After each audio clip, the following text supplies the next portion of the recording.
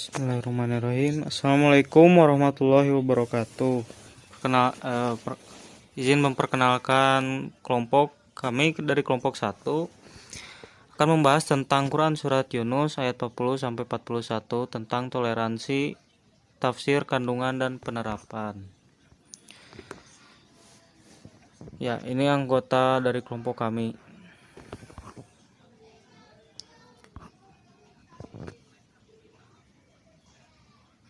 Baik, yang kontennya ada 4 konten, yaitu ada surat Yunus, ada tafsirnya, kandungannya, dan penerapannya. Yang pertama materinya akan dibacakan oleh Rifai Abdul Hafiz.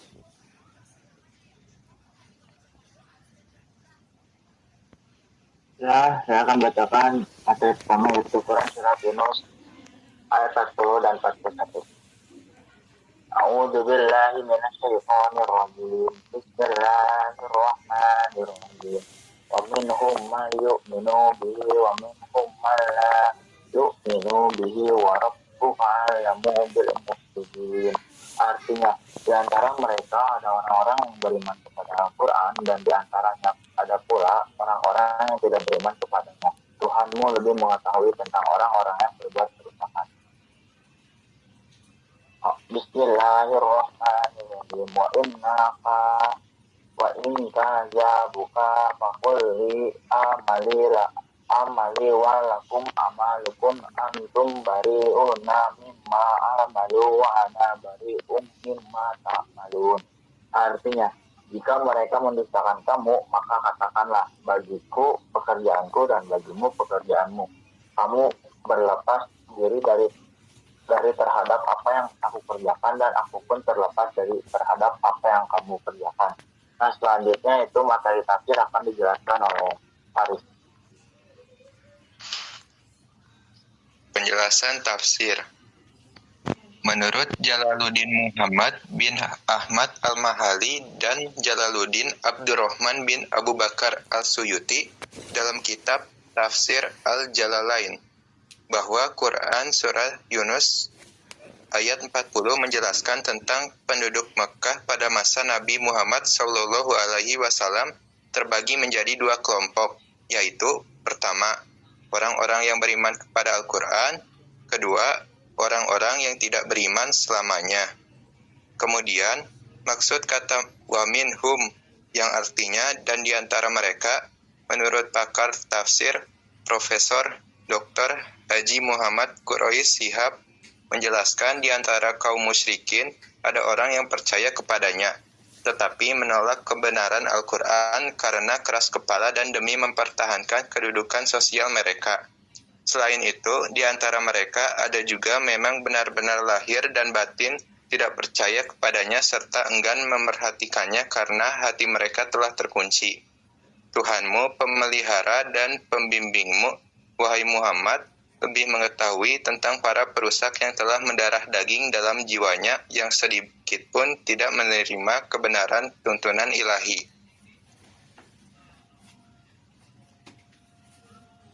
Sedangkan maksud dari warab buka lamul bil mufsidin yang artinya sedangkan Tuhanmu lebih mengetahui orang-orang yang membuat kerusakan. Menurut Ibnu Asyur, kalimat ini merupakan peringatan sekaligus ancaman bagi kelompok yang tidak beriman. Sementara itu, Ibnu Katsir berpendapat bahwa Allah Subhanahu wa Ta'ala lebih mengetahui siapa yang akan mendapat hidayah dan siapa yang memilih kesesatan. Sedangkan menurut Al-Maragi menjelaskan bahwa Allah Subhanahu wa Ta'ala paling mengetahui kerusakan yang mereka perbuat dengan perbuatan syirik, zalim, dan melampaui batas. Allah Subhanahu wa Ta'ala akan memberikan balasan kepada mereka di dunia dan akhirat serta menolong Nabi dan umatnya yang beriman. Selanjutnya akan dibacakan oleh saya. Dalam menyikapi kelompok kedua tersebut, orang yang tetap dalam kekufuran, Allah SWT memerintahkan Nabi menyampaikan kepada mereka bahwa Nabi telah menyampaikan ajarannya melalui kabar gembira dan peringatan Nabi tidak dapat ditanggung oleh mereka sendiri. Menurut Al-Syarawi, ayat ini menunjuk kepada kitab bahwa sesungguhnya keimanan adalah perbuatan hati, bukan perbuatan yang dizahir. Maka kita tidak akan mengetahui apa yang ada di hati seseorang. Oleh karena itu, di akhir ayat 40, Allah SWT menegaskan, dialah yang lebih mengetahui perbuatan orang-orang yang berbuat kerusakan dengan tidak beriman dan mendustakan ajaran Nabi Muhammad SAW.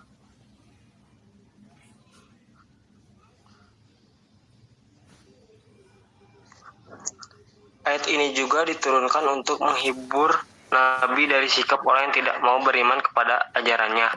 Allah SWT mengetahui bahwa Nabi telah melaksanakan tugas menyampaikan ajaran Islam dengan baik kepada umatnya. Beriman tidak akan dimintai pertanggungjawaban atas kedurhakaan umat yang tidak mau beriman. Kelak di akhirat Allah SWT akan memberikan balasan kepada orang yang tidak beriman, karena setiap manusia akan mempertanggungjawabkan perbuatannya. Yang kedua, Yunus ayat 40-41 dan hubungannya dengan toleransi. Toleransi dalam bahasa Arab sebagaimana dalam Mujam Maqais al-Rughan disebut dengan istilah tasamuh. Kata tasamuh adalah bentuk dari kata samaha yang secara bahasa berarti lembut dan mudah, sedangkan menurut Dr. Kiai Haji Ahsin Saho Muhammad, tasamuh berarti berkisar antara kemurahan hati, mudah memaafkan, lapang dada, kesabaran, ketahanan emosional, menegang rasa, menghargai, dan sebagainya. Selain tasamuh, toleransi dalam bahasa Arab disebut dengan kata al-samham. Menurut Ibnu Manzur dalam lisan al-Arab, samha berarti tidak menyusahkan dan tidak memberatkan. Berdasarkan hal tersebut, saham sama dengan moderat, yakni berada di pertengahan, tidak condong pada salah satu sisi. Kemoderatan ditunjukkan dengan ajaran Islam yang mudah, tidak menyusahkan dan memberatkan umatnya dari pengertian tersebut. Kata kunci dari toleransi adalah menghargai orang lain yang berbeda, baik pendapat, kepercayaannya, kebiasaan, dan sebagainya dengan pendirian sendiri. Orang toleransi adalah orang yang memiliki kesabaran, kelapang dada, dan daya tahan.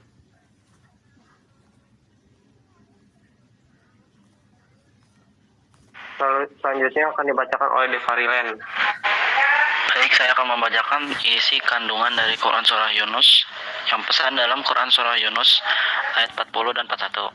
Pesannya terkandung dalam Quran Surah Yunus ayat 40 dan 41 apabila dikaitkan dengan kehidupan saat ini, khususnya dalam menciptakan toleransi adalah ayat-ayat yang berbicara tentang akidah atau keimanan hendaknya dijadikan panduan bagi kalian sebagai individu, bukan untuk mengukur dan menilai keimanan orang lain.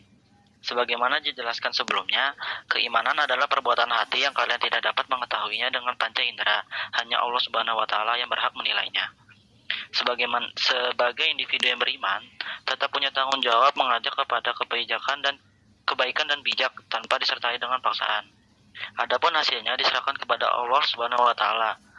Seseorang tidak perlu memaksakan kehendak, bahkan sampai marah ketika ada orang yang tidak menerima ajakan kebaikan yang kalian lakukan. Selanjutnya, menghargai orang lain dalam semua perbedaan. Jika ingin dihargai orang lain, maka kalian juga harus menghargai orang lain.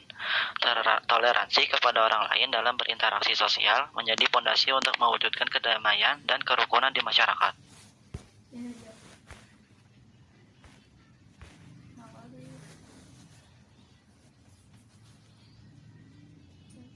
Selanjutnya, penerapan.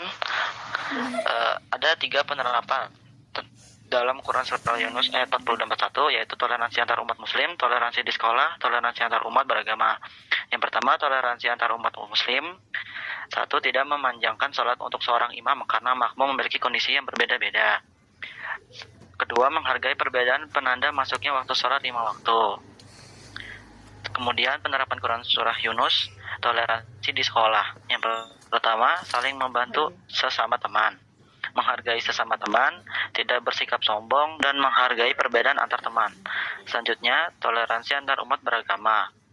melaksanakan ajaran agama yang dianutnya dengan baik dan benar, menghormati agama yang diyakini orang lain, dan tidak memaksakan keyakinan agama yang dianutnya kepada orang lain. Sekian dari presentasi kelompok 1 dari kami. Mohon maaf bila ada kesalahpahaman atau kata-kata yang kurang berkenan. Wassalamualaikum warahmatullahi wabarakatuh.